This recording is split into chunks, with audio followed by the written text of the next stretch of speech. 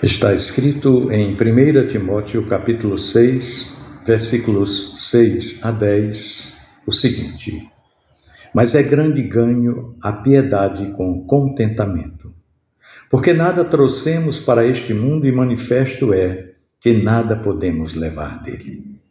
Tendo, porém, sustento e com que nos cobrirmos, estejamos com isso contentes. Mas os que querem ser ricos caem em tentação e em laço e em muitas concupiscências loucas e nocivas que submergem os homens na perdição e na ruína. Porque o amor ao dinheiro é a raiz de toda espécie de males, e nessa cobiça alguns se desviaram da fé e se transpassaram a si mesmos com muitas dores. Meu irmão, minha irmã, nós vivemos em uma época em que o valor das pessoas parece ser medido por aquilo que elas possuem, não é mesmo? O mundo moderno criou uma cultura que associa felicidade com consumo, realização com status e segurança com acúmulo de bens. E desde muito cedo nós somos ensinados que nós precisamos conquistar mais, ganhar mais, possuir mais e mostrar mais. A sociedade atual gira em torno de metas, de resultados, de conquistas e números. O sucesso é frequentemente definido pelo tamanho da conta bancária, pela casa que se possui, pelo carro que dirige ou pela posição social que se ocupa. E nesse cenário de competição constante, a alma humana muitas vezes se perde. O apóstolo Paulo, ao escrever a Timóteo, revela uma verdade profundamente libertadora e ao mesmo tempo extremamente confrontadora. Ele afirma que a verdadeira riqueza não está no acúmulo de bens materiais, mas na união entre piedade e contentamento. Essa afirmação parece ir na direção contrária de tudo aquilo que o mundo moderno nos ensina. Ou seja, enquanto o mundo diz que a felicidade está em conquistar sempre mais, a palavra de Deus nos ensina que existe uma riqueza que nasce dentro da nossa alma. E essa riqueza, ela não depende do saldo bancário, não depende da posição social ou das circunstâncias externas. Ela nasce mesmo de um coração que aprendeu a viver diante de Deus, de um coração que vive satisfeito, contente com aquilo que Deus lhe concedeu até ali. E a palavra piedade, que nós lemos aqui nesse texto bíblico, refere-se a uma vida alinhada com o coração de Deus. Uma vida que busca honrar Deus, seja em pensamentos, em atitudes e também em decisões. Não se trata aqui apenas de religiosidade ou de práticas espirituais externas, mas trata-se de uma vida interior transformada, de um relacionamento vivo com Deus.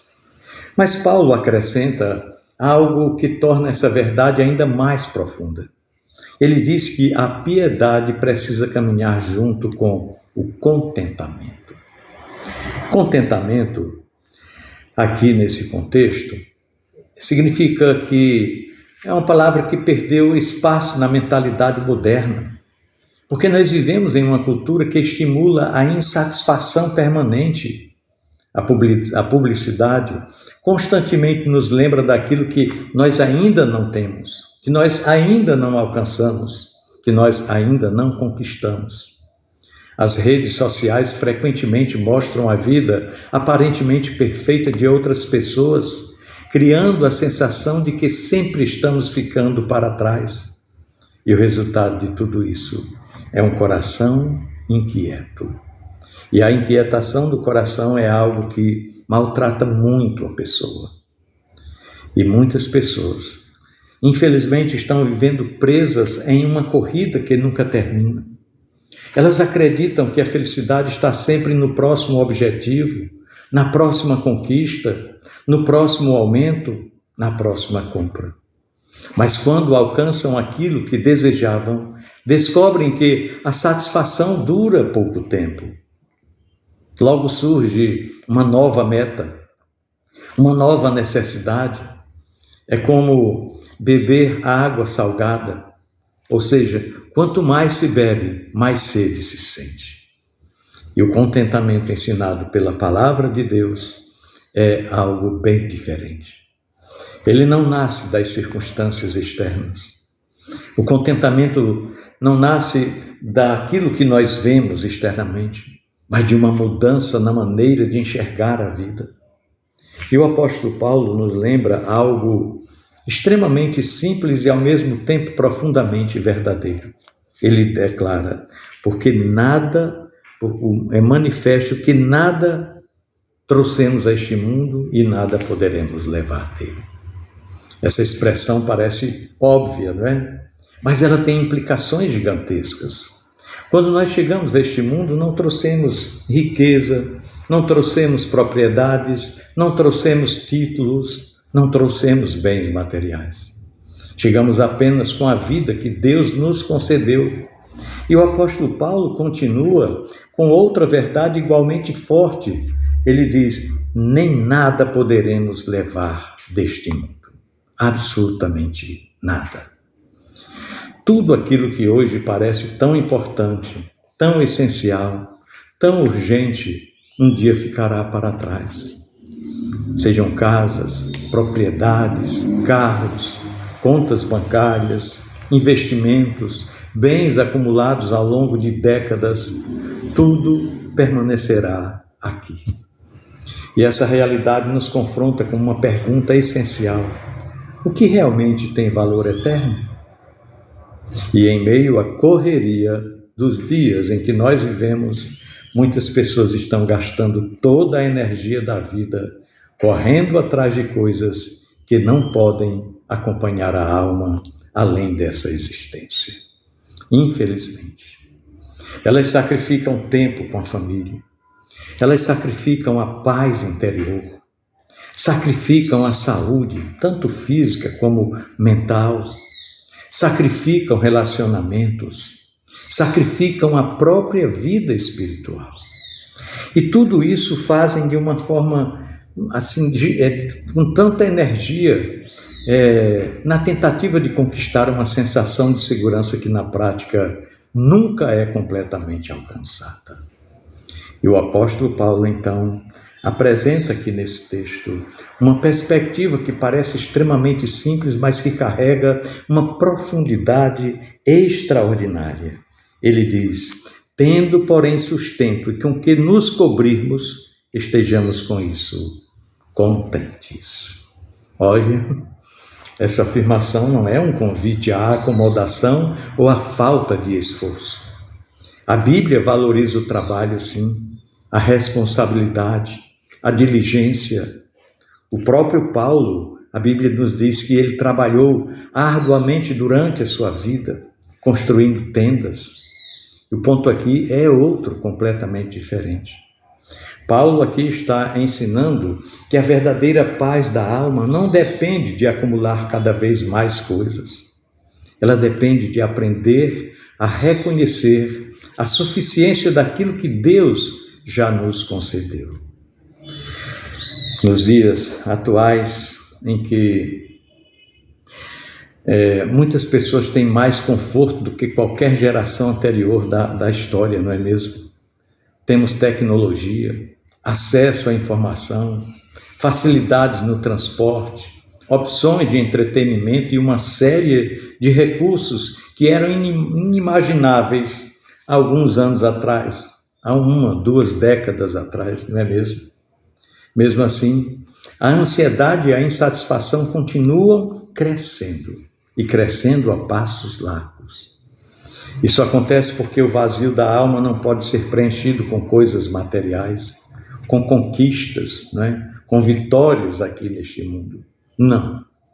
Existe um espaço dentro do ser humano que foi criado para Deus. Esse espaço tem formato de Deus e só pode ser preenchido por Deus.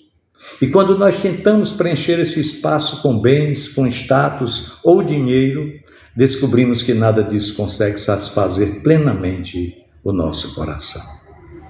O apóstolo Paulo, então, faz um alerta muito sério.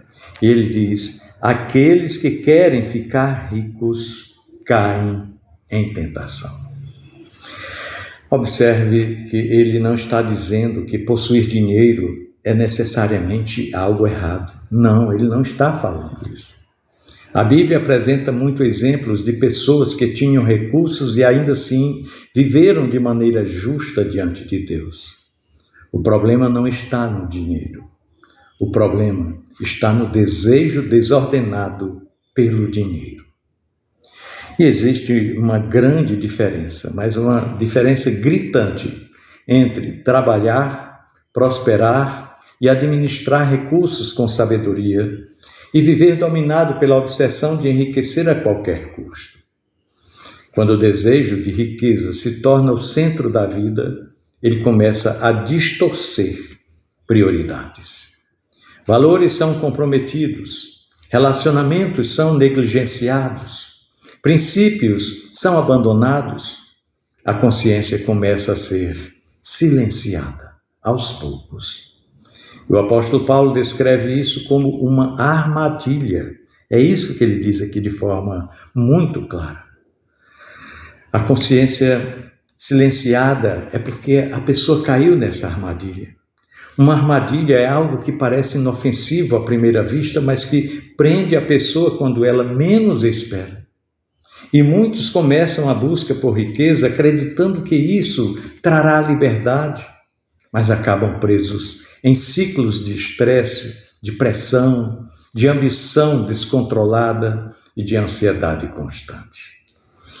O apóstolo Paulo também fala aqui sobre desejos insensatos e nocivos que mergulham os homens na ruína e na perdição. Essa descrição revela algo importante, ou seja, quando o dinheiro se torna o centro da vida, ele começa a controlar também as decisões da pessoa. E quando isso acontece, o ser humano começa a justificar coisas que antes considerava errada. A busca por lucro pode levar à mentira, pode levar à injustiça, pode levar à exploração de outras pessoas, pode levar à corrupção, pode levar à perda da própria integridade moral e também espiritual. Por isso o apóstolo Paulo afirma aqui, numa frase que se tornou uma das mais conhecidas da Bíblia, ele diz que o amor ao dinheiro é a raiz de todos os males. E muitas vezes essa frase, esse versículo bíblico é mal interpretado. O texto não diz que o dinheiro em si é a raiz de todos os males. Não. O problema é o amor ao dinheiro. Quando o dinheiro ocupa o lugar que deveria pertencer unicamente a Deus no coração humano, ele se torna um ídolo. E todo ídolo exige sacrifícios. Algumas pessoas sacrificam a família, outras sacrificam a saúde, outras sacrificam a fé, outras sacrificam a paz interior.